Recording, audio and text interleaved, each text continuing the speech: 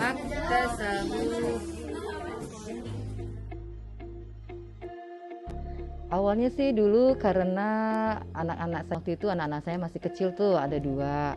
Yang satu yang besar itu dia umur 9 tahun waktu itu. Nah terus kan dulu dia sekolahnya SD negeri ya. Kalau SD negeri itu kan pelajaran agama cuma 2 jam. Pelajaran agama cuma 2 jam. Kemudian pulang juga nggak sampai siang ya, cuma sampai jam 11 lah gitu ya mereka baru pulang gitu kan. Nah kemudian waktu itu sih sebenarnya sih awalnya dari karena kepentingan pribadi gitu ya. Jadi dulu anak tidak mendapatkan pelajaran yang cukup dari sekolah. Lalu saya kemudian mengajikan dia ke masjid yang dekat rumah di sana gitu ya. Tapi hanya beberapa tahun, mungkin setahun atau 2 tahun kemudian tempat ngaji tutup ya, tempat ngaji tutup. Akhirnya kan anak nggak jadi ngaji tuh ya, anak nggak jadi ngaji. Kemudian akhirnya saya berinisiatif daripada mereka main di luar gitu sama teman-temannya saya bawa ke rumah ya, teman-temannya saya bawa ke rumah. Terus saya bilang tuh sama mereka anak-anak, nah gimana kalau kita ngaji di rumah Umi aja gitu ya. Terus mereka mau, mereka bicara dengan orang tuanya. Alhamdulillah orang tuanya kemudian menyetujui gitu. Akhirnya dari tadi kepentingan pribadi gitu ya, pengen ngajarin anak sendiri ya, tapi juga sekaligus gitu ya pengen mengajak anak-anak sekitar sini gitu ya, tetangga untuk mengaji di rumah.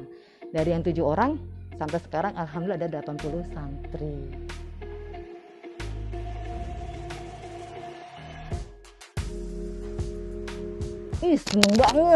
Seneng banget gitu ketemu sama mereka ya. Apalagi kalau mereka berkumpul dengan mereka gitu ya. Anak-anak ini kan kalau berkumpul dengan teman-temannya tuh mereka seneng ya, mereka bergembira gitu ya. Nah sebenarnya di sini kesempatan saya, peluang saya, ketika mereka bergembira itu, saya bisa masukkan banyak pesan sama mereka ya, pesan-pesan kebaikan ya. Jadi insya Allah dengan pesan kebaikan ini mereka bisa memahami apa yang disampaikan oleh saya. Misalnya bagaimana mereka harus berbiru walidain dengan orang tuanya, bagaimana mereka misalnya harus semangat gitu untuk terus mengaji. Terus bagaimana juga misalnya mereka itu bisa mencari teman yang baik. Nah alhamdulillah nih, dari saya mulai membuka TPK ini dari tahun 2004 sampai 2021, udah berapa tahun ya, lumayan ya, udah 10 tahun 15 tahun lebih gitu ya. Itu saya senang gitu ketika mereka bertemu dengan saya, itu mereka masih istilahnya akhlaknya bagus gitu ya. Masih ketemu ya laki-laki yang udah om-om tuh, kalau ketemu saya Umi, assalamualaikum gitu, alhamdulillah. Bahkan bukan secara materi ya, pernah nih saya lagi beli sate gitu ya, kemudian saya mau bayar sate, kata abang satenya, Mi udah dibayar sama siapa? Saya nengok ke belakang, alumni santri saya gitu, alhamdulillah gitu ya. Artinya bahwa mereka itu sampai sekarang pun mereka tidak memutus silaturahim gitu ya. Kalau misalnya lebaran gitu tetap ada yang datang tuh, anak-anak laki-laki gitu ya, yang suka masih datang. Saya ada 4 orang ya, itu mereka curhat tentang semuanya, tentang keluarganya, tentang pekerjaannya dan sebagainya. Pokoknya seneng lah kalau ini ya, perasaan saya itu sebagai guru TPQ itu bahagia gitu, senang kalau berkumpul dengan anak-anak.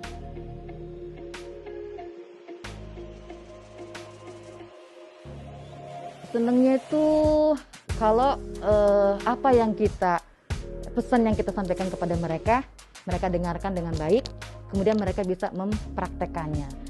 Contoh misalnya begini ya, saya misalnya mengajarkan tentang tajwid gitu kan, misalnya tentang ikhfa gitu. Nah kalau ada nun mati ketemu dengan qaf, ini namanya ikhfa. Kemudian bacanya disamarkan, lalu kemudian didengungkan. Ya seperti jadinya min qablikum ya, min qablikum. Nah saya senangnya gini, ketika anak mengetahui bahwa kalimat itu namanya ikhfa, kemudian ketika dia tilawah di depan saya, dia bisa mempraktekkan ikhfa itu dalam bacaannya.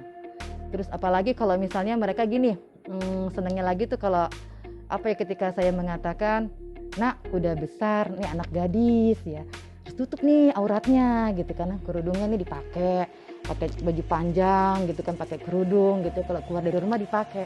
Dan alhamdulillah tuh kalau misalnya ketemu di jalan mereka juga pakai. Nah itu senang banget, artinya bahwa yang saya sampaikan, yang kami sampaikan sebagai guru TPQ itu bisa dipraktekkan oleh mereka.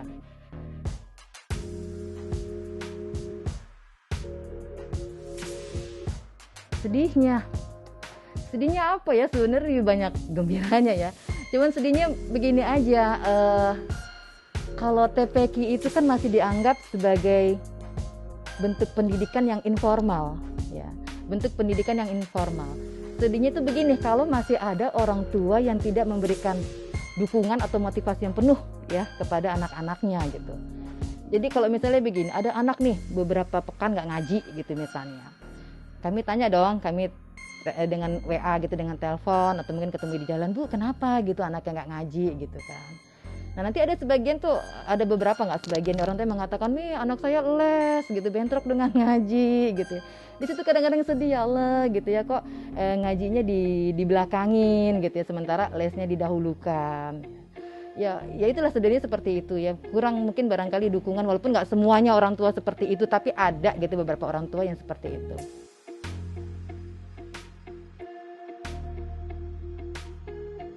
Ridha Allah, ya, nggak ada yang lainnya, ya hanya ridha Allah gitu ya. Karena apa? Kalau mau mengharapkan sesuatu yang sifatnya materi dari TPQ, nggak ada, dikit banget gitu ya materi gitu ya. Tapi karena ridha Allah aja gitu yang kita inginkan dapat, apa istilahnya, yang dari harapan dari kita ngajar di TPQ itu karena ridha Allah ya. Karena dengan ridha Allah gitu ya, kami itu berharap supaya semua aktivitas kami yang lainnya di luar TPQ, di luar mengajar, itu akan menjadi lebih ringan.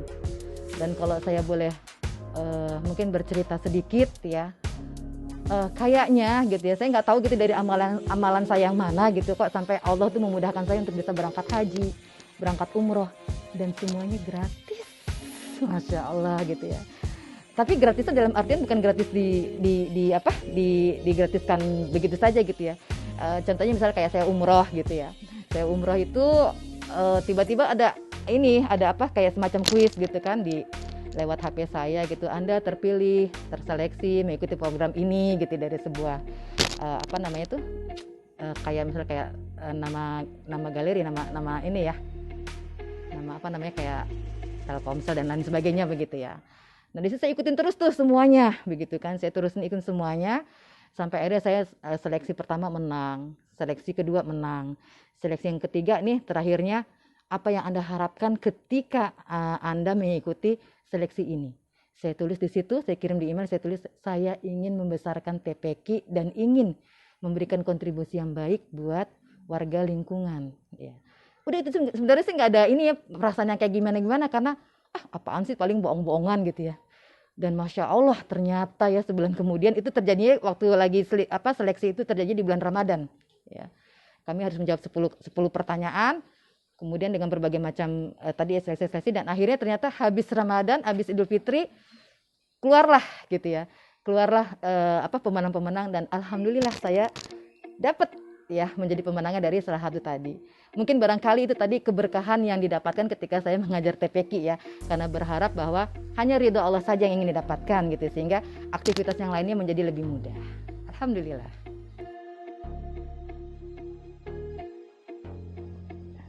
Pesan saya satu ya, rajin mengaji ya, dahulukan mengaji tuh daripada hal-hal yang lainnya, karena mengaji akan membuat kita menjadi pintar semuanya ya, pintar ilmu pengetahuan di dunia ya, matematika, bahasa Indonesia dan lain sebagainya, dan pintar juga pendidikan agama, dan jaminannya adalah masuk surga ya. Yang kedua ya, bisa memanfaatkan waktu dengan baik ya. Kenapa gitu, karena kan kalau kita datang mengaji itu ya, insya Allah di sana diajarkan berbagai macam kebaikan-kebaikan yang akan membuat kalian ya menjadi, hatinya menjadi baik, jiwanya menjadi tenang ya, akhlaknya juga menjadi bagus, dan akhirnya bisa disenangi oleh banyak orang. Yang ketiga pesan deh buat para orang tua ya, karena ini adalah pendidikan informal, masih dianggap oleh sebagian pendidikan informal gitu ya. Coba deh gitu ya, tolong disemangati gitu ya anak-anaknya ini untuk datang ke tempat pengajian gitu. Jadi mohon maaf gitu ya, jangan hanya mewajibkan anak-anaknya untuk hadir ke les-les bimbel, kumon, matematika, bahasa Inggris atau apa gitu ya, sementara untuk datang mengaji ya sebagai bekal nanti di akhirat tidak terlalu diperhatikan.